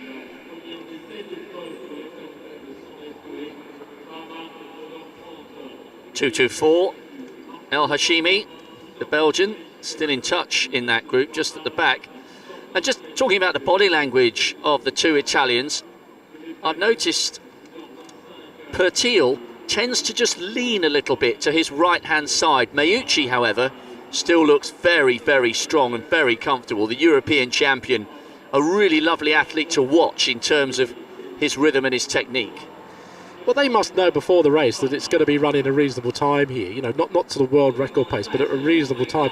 And once it gets to that sort of area of capability, then there is a chance that you could win it. And this is what these guys are doing. They're realising that it's not going to be a 2:2 marathon. It's going to be a 2:10 or a 2:12 or maybe just slightly quicker. And that's in their area of capability. And they can do that if they can cope with the conditions. And maybe that's what they're thinking at the moment. I'm still in with a chance. Well, Mayuchi is a 2:11 man, the European champion. He does have good track speed, finishing in the top 20 in the 10,000 metres. Well, they've just passed through the 25-kilometre point, as we just saw that sort of tower across them. They went through that in 1 hour 19:16, and that means that the last 5K have in fact slowed up a little bit, 15:53, and yet the gaps have increased, and that really is testimony to what Steve was talking about before, how it really is trying on these athletes now. They are slowing up. Well, that's probably why these two have got ahead. They realise that the pace is slowing up. They just want to keep it going. And by doing so, they've got this little gap. It's a great double picture of the two Italians. Interesting to see the wire through the top of Pertil's drink to make it as easy as possible to hook it up on your arm and make sure you don't miss your own specific liquids. Well, it looks as if it's just water, because I wouldn't be pouring anything sugar over my head at this stage of the race. But there's a great picture of the Bird's Nest Stadium. That's the finish of the race. Meanwhile, back with the marathon, still Pertil leading Sege and Desisa, just looking around to see which of the Kenyans are still in contention. Wilson Kipsang, 6:88, is tracking the move of the Italian. Starting to get towards the race proper now. There's one of the supporters, or maybe just a fan of the Ugandan team. 972, Munyamutai, still right there in the group, and no move as yet from Shumi Jachasa, but he's still right there, and I wonder whether one or two of the Kenyans are just beginning to disappear. Sometimes difficult to tell from this angle, but we'll keep our eye out and see if we can spot Kimeto and Korea. And I think there may only be Wilson Kipsang from the Ethiopian trio in that group. He's towards the back, the long loping stride, and there's some real pain being endured by these athletes here. 9:69 is Stephen Kiprotich, the defending champion. He's still there running beside Munyo Mutai.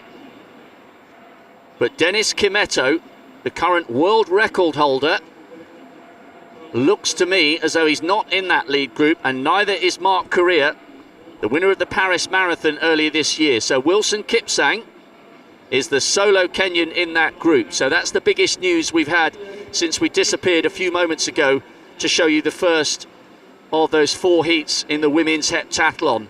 The pace and the conditions are beginning to take their toll, and not just on the Europeans and North Americans, on the might of East Africa as well.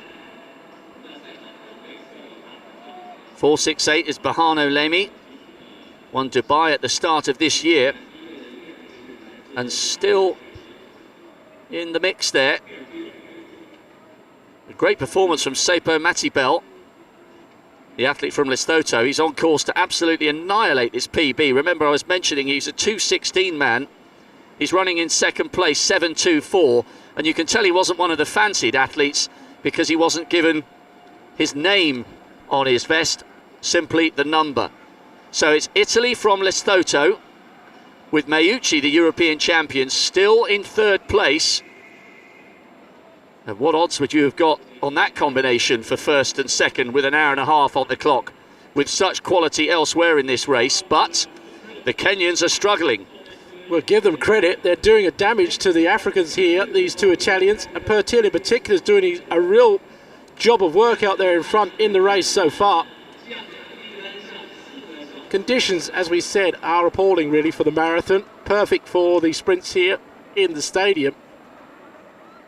But the Italians are working hard, and they're doing what they have to do to break this stronghold that the Africans have had on the marathon for so long. Well, if this is a glimpse at the front, and it does indeed look as though it is, because we can't see any other athletes ahead of him, this is an incredible injection of pace. Yeah, he's just gone through 30 kilometres, 1:35.02, and 15:38 last 5K, wow. And no one else has gone through there yet. 15:38, he's injecting, what, a 30-second differential here in the 5K. That's why he's getting this gap. But Teal, the Italian, though, is trying to close the gap. You can see, though, that's a big move.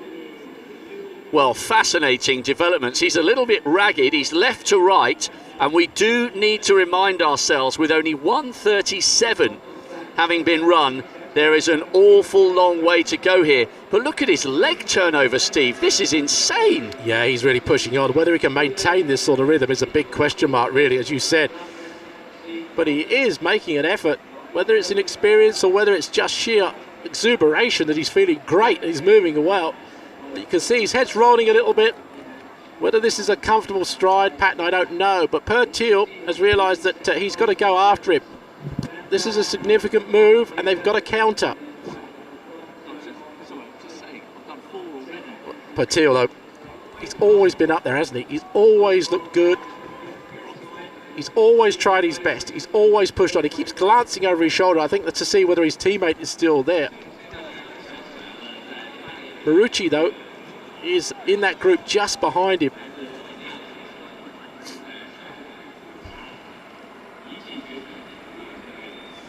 Wow, look at this.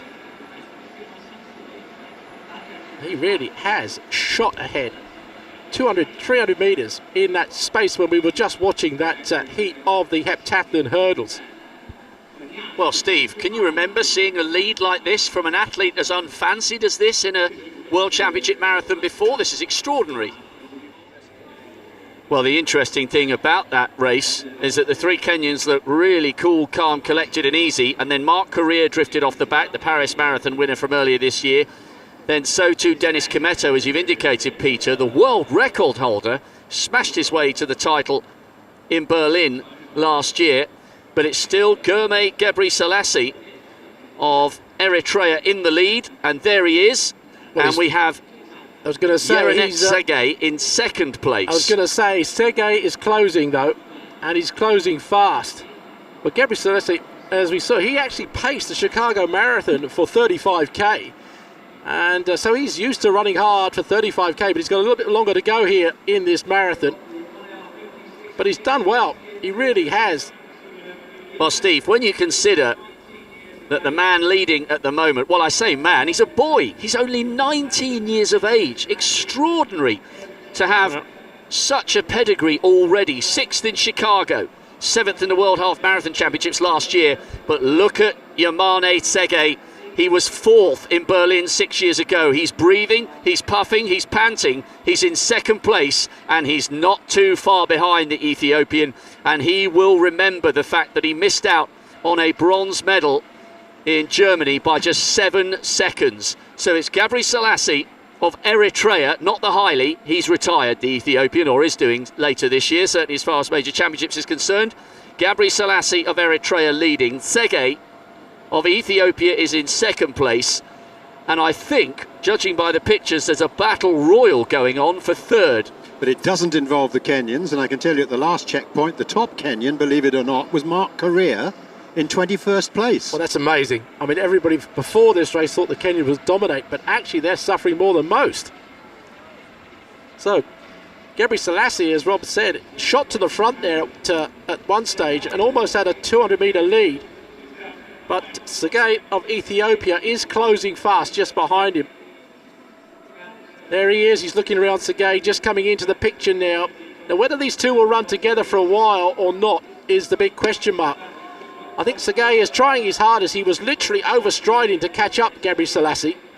And Gebrselassie, though, looks very comfortable. He doesn't look as if he's struggling, but he looks as if the gap is closing. But look behind, Sege doesn't look happy.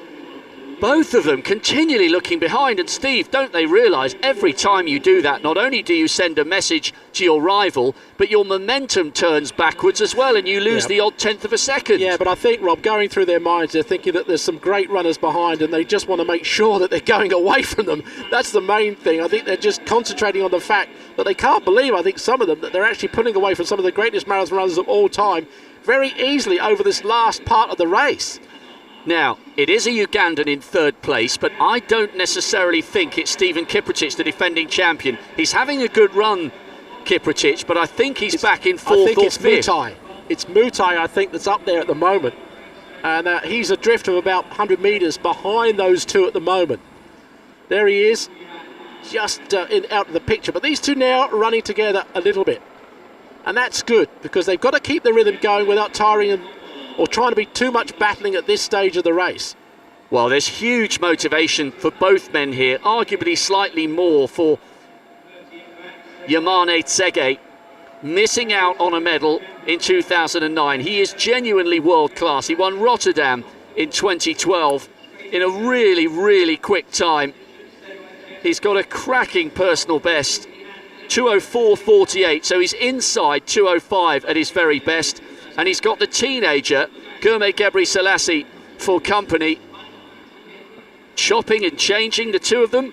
Mungo Mutai is having a great run in third place. He too knows what it feels like to miss out on a major championship bronze, because he finished just 3 seconds off the podium last year in Glasgow in the Commonwealth Games. He's in third, with Stephen Kiprotich having a good run, but at the moment today, out of the medals, having won the last two global major titles. And there for the first time, Steve, with 2 hours on the clock, the bird's nest is homing into view. Well, I don't know whether they caught a glimpse of that. It must be welcome relief. But Gebrselassie, as we said before, just 19 years of age. He actually, reading his biography, he actually went against his father's wishes, or his parents' wishes, to become an international runner. They wanted him to attend university. Well, looking at the way he's doing at the moment, he's doing a very good job of appeasing his father, I think, or his parents, because this is a fantastic run here in the World Championships. It really is. Well, he's already come sixth in Chicago. He's one of the fastest juniors in history, seventh in the world half. He could probably retire in 3 years' time with a global medal. Maybe a global title. We shall see. Well, Sergei called him up, but I think he took a lot out of himself to do that. Out of the two, I would say that Gebrselassie looks more comfortable. But these two at the moment, there's that gap of about 100 or so metres on Mumtعة, just behind them. This is great. Side by side, no quarter asked, no quarter given. And as you say, perhaps Tsege just lost a little bit of energy in his attempt to close the gap.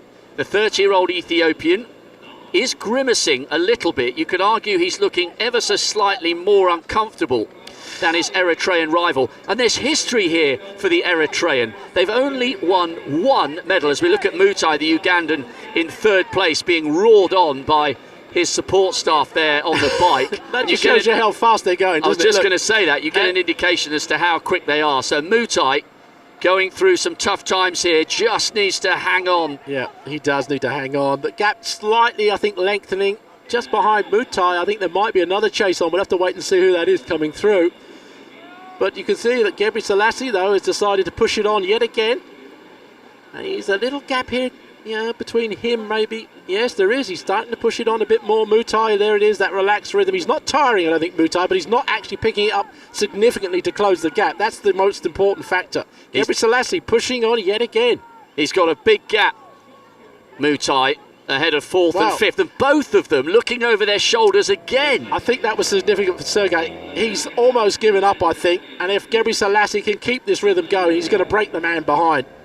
Well, let's just talk about the history of Eritrean distance running. There's one name that repeatedly turns up as far as the history books are concerned, and that's the name Zerzanate Tadesse, the first Eritrean Olympic medalist, got a bronze behind Kenenisa in Athens in 2004. He's also claimed, so far, the only Eritrean World Championship medal. He got a silver, once again, behind Kenenisa Bekele in Berlin. They've never won a World Championship gold.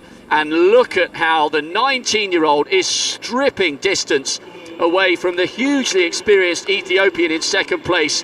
What a story this would be for the entire country if Gebrselassie is able to come home with Eritrea's first gold medal whilst still a teenager. He looks good. He looks good, and I think he knows he looks good. That's the thing. Tadesse behind, you can see he's trying again. He's pushing hard. The gap is opening up, though. I think he looked back in desperation just a few minutes ago to see where the others were, and I think he knows if he's just got to hold it now for this second place if he can. But the charge will come on. There's still a lot of racing to go, and he's looking again. Where are you? Am I still clear? But you can see behind, athletes are closing. This is what I said about the last part of this marathon. In these conditions, athletes die hard and they come strong at the finish.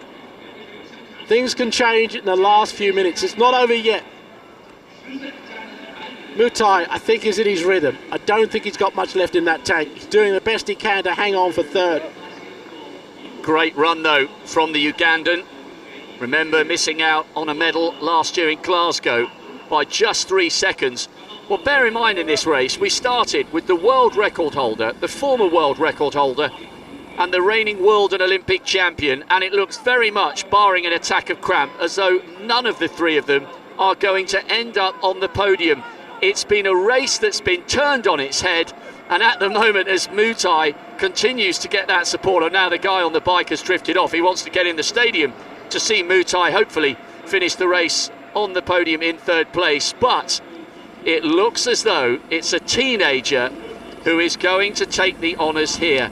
Incredible maturity and stamina for one so young. I mean, the traditional route, Steve, into marathons is these gnarled guys of 30 and 32 having hammered themselves and worked speed into their legs after years and years of 5 and 10,000 metre running on the track. Guys like Gabriel Selassie are turning those traditional routes upside down and inside out. They are, but the thing is that this is a competitive race. This isn't a major city race where it's full on from the gun. This is a competitive situation, man against man. Tactics come into it, conditions come into it, and I think this is where people like Gabriel Selassie here can really make a name for themselves. They might not be able to run the 2 hour 2 minute marathons, but they can win championships. They can come forward and win the gold medals. Looking back over his shoulder again, but you would suspect from the body language of Yemane Tsege, you suspect the Ethiopian has settled for second place. 2:05 at 40k, so they're still, well, what, 2:12, 2:13 pace? Yeah, but the significance was that split again, wasn't it? 15:02. Yeah, that's the difference. That's the damage. He's running faster now over this last 5k than perhaps any stage of the race, so that's why he's pulling away and he's making everybody else disappear into the distance. Well, somewhere, hopefully, the legendary Zerzane Tadesse is watching and cheering and celebrating, kissing his water bottle. Gabriel Selassie doing it once and twice. Gabriel Selassie, the Eritrean teenager, knows in his mind that this race and this title is absolutely wrapped up. What an extraordinary performance from a 19-year-old. I know we keep stressing that, but this is incredible in an event so hard, in conditions so brutal. This has been a real demonstration of strength and class. Yeah, it's been a great run. I mean, it has. We keep using that phrase in marathon. It's been a war of attrition, really. And the conditions here have been absolutely incredible. 35-degree heat all the way through this race. They put it on early in the morning at 7:30, but it really didn't make any difference at all. It's been warm through the evening previous to the race, and then it's just been heating up all the way through. Mumta'ah doing his best, taking on as much water as he can. The gap's still the same. The camera angle foreshortening it, I think. Gabriel Selassie, though, is looking very comfortable. Doesn't know which way to go. Oh, this is incredible. Slowing down, he's not sure. He's got to maintain his focus here. Just perhaps there showing a little bit of his inexperience. I thought for one awful moment there he was actually going to stop. Well, he's looking around. Just follow that camera in front, really. That's all he's got to do. And keep looking into it and keep running well, and he'll win the gold. He must know, he must have studied the course, he must know that the race is finishing in the stadium. Well, there's a little bit behind him, though. There's a little bit of confusion. There are 1 or 2 areas where you can drift off into another section of the course because of the barriers, and I think he got confused there. But I think now he realised he's just got to follow the lead car all the way through until he gets to the stadium. There's Mumta'ah. But look at the gap behind Mumta'ah. There's no one there that I can see behind him. And that's a good long road of about 200 or 300 metres or so. And I just wonder with Mumta'ah in third place whether his comfort in tough conditions has come into the fore as Gabri Selassie now has a full, and what will be from his perspective, a wonderful view of the Bird's Nest Stadium.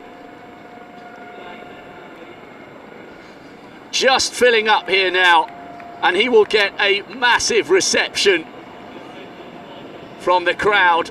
Well, there's the splits at the 40k. He's got that 12-second gap on Tsegay, and Mutai 39 seconds back. But look at the gap between Mutai and the chase, over a minute behind him.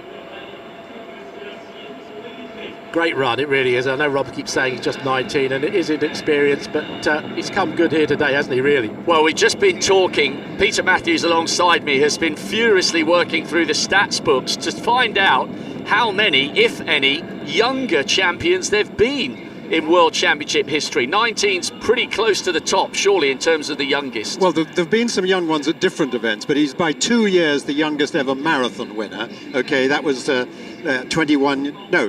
years youngest medalist, ahead of Elisa of Ethiopia, and the previous gold medalist, 22. I mean, the youngest individual champion is the woman, Tirunesh Dibaba, at 17. Of course, from 03. There have been a number of teenagers at various disciplines, but the marathon is not usually thought of as an event for teenagers, which is the point you're making.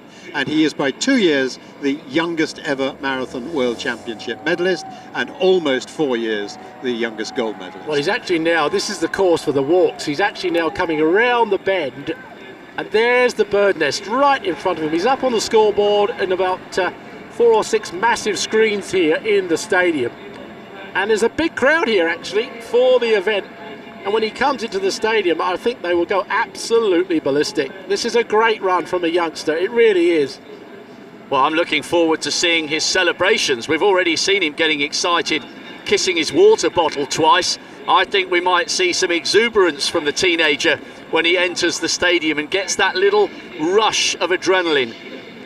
Remember that he hasn't just defeated any field, he's probably defeated one of the best fields assembled at a World Championships. 5 of the 6 fastest men in the world this year were on the start line, and I wonder what odds you would have got on Gabri Selassie coming away as the champion. Great run for Tsegay after just missing out agonisingly in Berlin 6 years ago, but I think closing the gap as quickly as he did on Gabri Selassie really hurt him. Yeah. And I think the Eritrean sensed that, which is why he put in another injection of pace, and as soon as he did that on that second occasion, the Ethiopian had no response.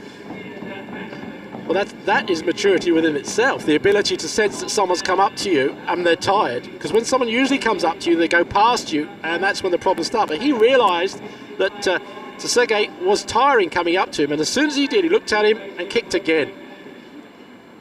Well, great stories on all 3 of our medalists, and I think we can start referring to them as the medalists. Yep. He's still unsure where to go. Just get into the shadow and emerge to the triumphant cheers of the crowd. He keeps looking behind, but his lead is enormous. Tsegay isn't even in sight. And this is a moment and a feeling reserved for only those he-men and women who come and conquer at 26.2 miles.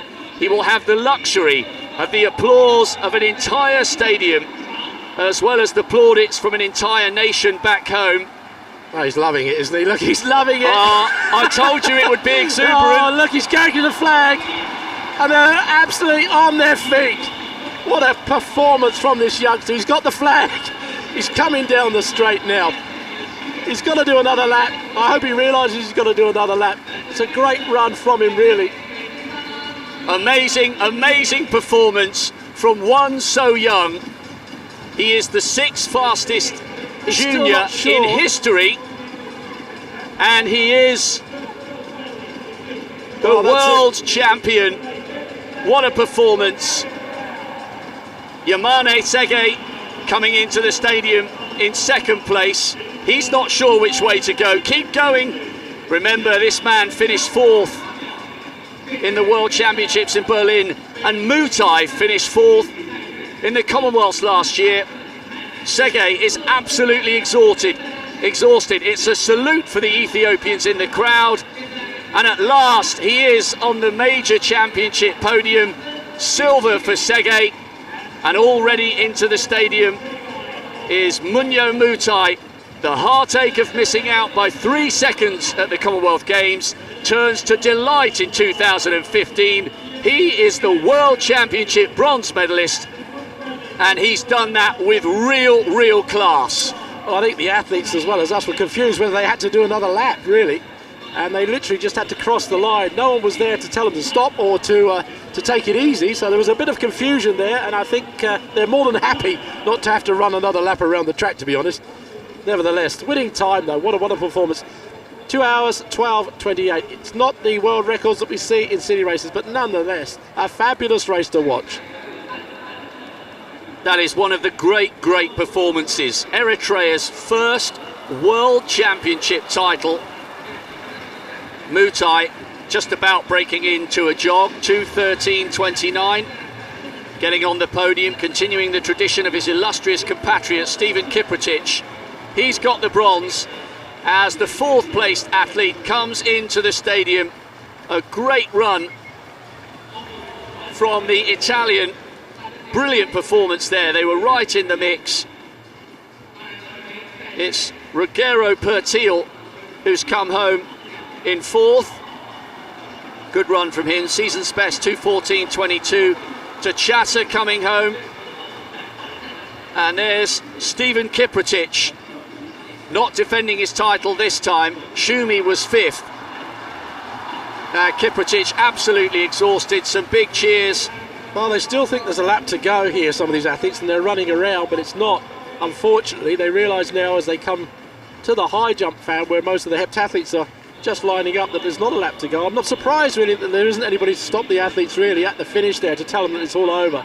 Bit of confusion really. Well, not one of them has known that that's the finish, and here's another, the 3rd Ugandan. What a triumph for Uganda it must have been. And he's still heading round, and he's gone past the high jumpers. No, he's stopped now. But once again, East African domination, and yet no Kenyans. We had 3 different East African countries getting the medals. Yeah, and they had such pedigree here coming into the race as well. They'll be bitterly disappointed. And actually, that's the 2nd World Championship marathon in a row where the Kenyans have not taken an individual medal. It was Kiprotich, Desisa and Tola in 1st, 2nd and 3rd in 2013. But today belonged to Gabri Selassie, Gourmet, not Haile, an Eritrean, not an Ethiopian, 19 years of age, and he is already a world champion. How many more accolades will come to this incredibly mature young man? He ran that with such style, and there was an awful lot left had he needed it in the last few hundred metres. He made the climax of that race look easy in brutal conditions. Sergei saluted the Ethiopians in the crowd, delighted to upgrade 4th from Berlin to 2nd here in Beijing. And then it was Mumtعة who completed the podium. Another medal for the Ugandans, but this time it wasn't Kiprotich, their former champion. It was Mumtعة. What a race and what a climax for the 3 East African nations.